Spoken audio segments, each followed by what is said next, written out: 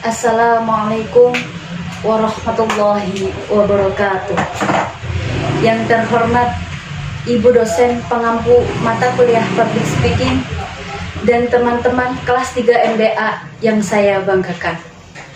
Pertama-tama, marilah kita panjatkan puji syukur kehadirat Allah Subhanahu wa Ta'ala yang mana telah memberikan karunia-Nya kepada kita semua, sehingga kita diberikan sehat dan selamat untuk menuntut ilmu sebagai bekal masa depan kita. Sholawat serta salam semoga tetap tercurahkan kepada junjungan kita Nabi Agung Muhammad Sallallahu Alaihi Wasallam yang kita nantikan syafaatnya di yaumul qiyamah nanti, dan semoga kita termasuk golongan yang mendapat syafaatnya. Amin amin ya robbal alamin. Teman-teman yang berbahagia, hari ini saya ingin menyampaikan sebuah tema pentingnya ilmu bagi pribadi dan negara sebagai wujud patriotisme. Seperti yang kita ketahui, ilmu itu sangatlah penting. Bahkan menuntut ilmu sangat ditekankan oleh setiap agama. Seperti bagi agama Islam, ada sabda Nabi yang berbunyi, "Tuntutlah ilmu dari lahir hingga ke liang lahat." Ini membuktikan bahwa ilmu itu sangatlah penting dan pastinya berguna.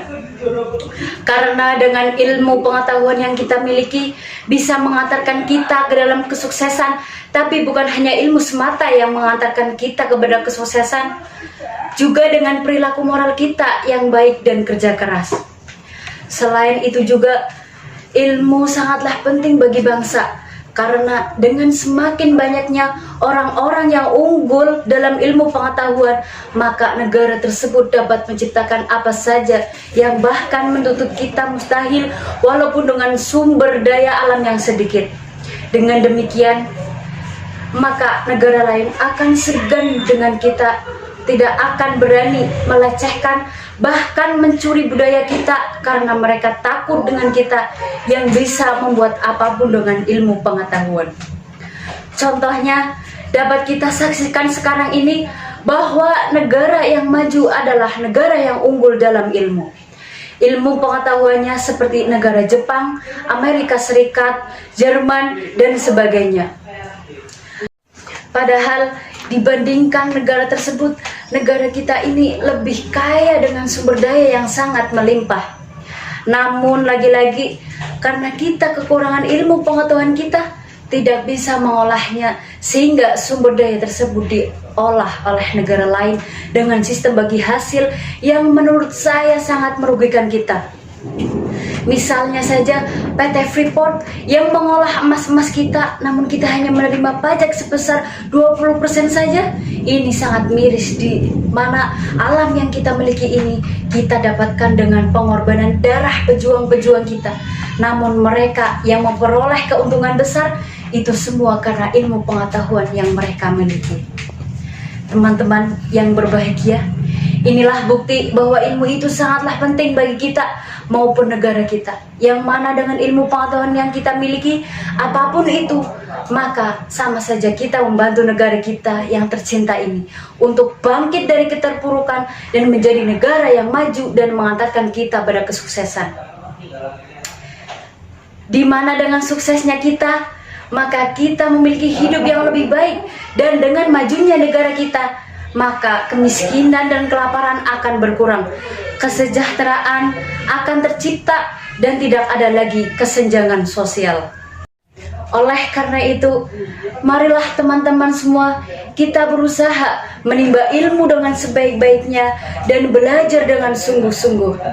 Janganlah kita menyepelekan apa yang sekarang ini kita lakukan. Yang berlalu biarlah menjadi pelajaran bagi kita.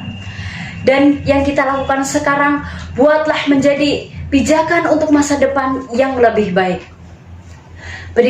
Berpikirlah untuk maju, karena kesuksesan ditemukan dari sekarang. Apa yang kita lakukan hari ini, itulah yang menentukan kita esok hari. Seperti kata pepatah, apa yang kau tanam, itulah yang akan kau tuai. Maka dari itu, janganlah kita baru menyesal di keesokan harinya. Sebelum saya akhiri, saya tekankan kepada teman-teman bahwa ilmu yang dimiliki juga harus diiringi dengan moral manusianya yang baik. Karena seperti kita ketahui, orang pintar itu banyak, tetapi orang yang pintar dan bermoral lah yang sulit ditemukan.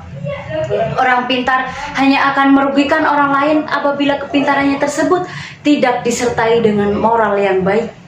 Oleh karena itu, marilah kita belajar dengan sungguh dan marilah kita tingkatkan moral dan akhlak kita sebagai generasi penerus bangsa.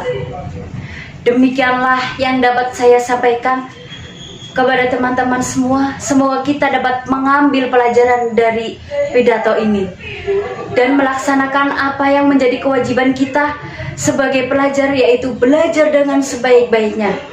Saya juga mohon maaf apabila ada salah kata atau yang kurang berkenan di hati teman-teman yang berbahagia. Sekian pidato dari saya. Wabillahi taufik wal hidayah. Wassalamualaikum warahmatullahi wabarakatuh.